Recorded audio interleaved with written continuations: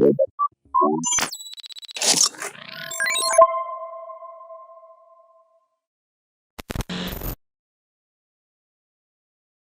gang, it's Dr. Fred. I got a powerful question for you, and this powerful question came from Tony Robbins in Business Mastery. So, what is the difference between an amateur and a professional? What's the difference between an amateur and a professional? Guess what? It's not just skill. It's the ability to manage your state. It's the ability to manage your state. Hey, I belong to this high-level entrepreneurial group. It's Genius Network. I did it in the past. And Joe Polish, the founder of that, would say amateurs stop when they feel pain. Professionals do it with a headache. What's that mean? That means amateurs, if they don't feel like it, they don't do it. What's a professional do? They do it no matter what they feel like, because they can manage their state. So chiropractors, when you want to build a big practice and you have pre-shift huddles, your team, we have a teleconference on the daily visit. What morning rituals do you do to start your day out great? There's another quote by Tony Robbins that says, when you win your morning, you win your day.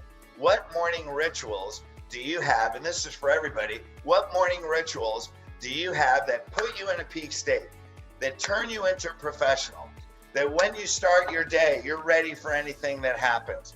What are your rituals? When your team walks in and the minute you hit the front door, your hand hits the handle on the front door and you're about to walk into your clinic, that the purpose of that clinic is to heal people.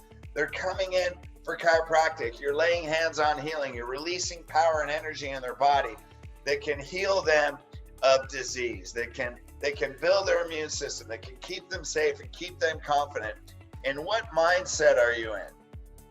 Do you have pre-shift huddles that get your team into an elevated state, that turns your team into people that are professionals, that are there, that have a standard of excellence, that when people come in, that the front desk responsibility is to bring those patients into a healing state? They're coming out of a world that's challenged. They walk into this healing area. Do you have a team of professionals?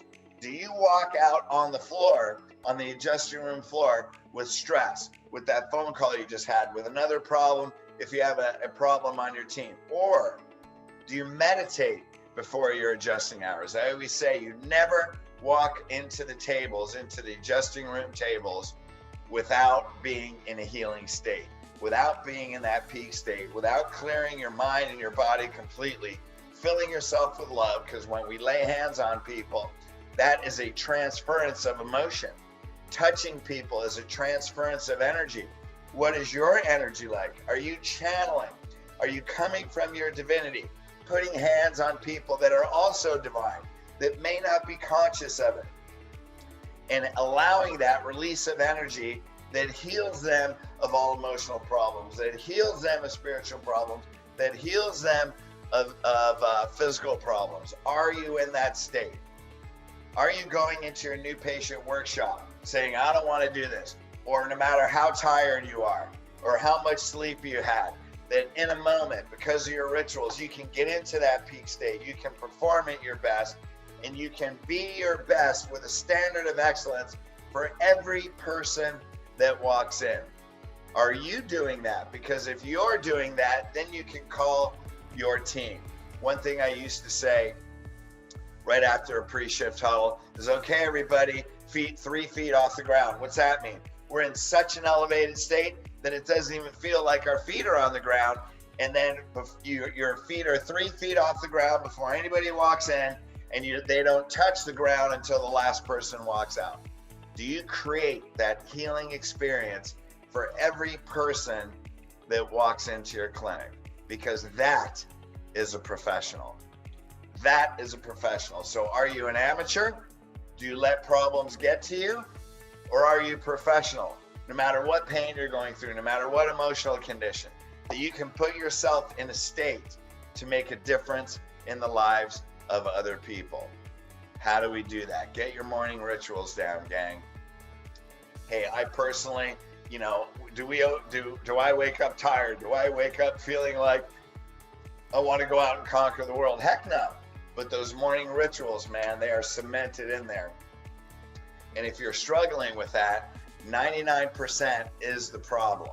So when you do it every day and you do it all the time, and I start with spirit, mind, body, right? I read A Course in Miracles. I carry a Jesus Calling book with me even when I travel. I do my meditations. I visualize my day, and then I go work out and get my body physically right. Because if I don't do that, then the world feels different to me.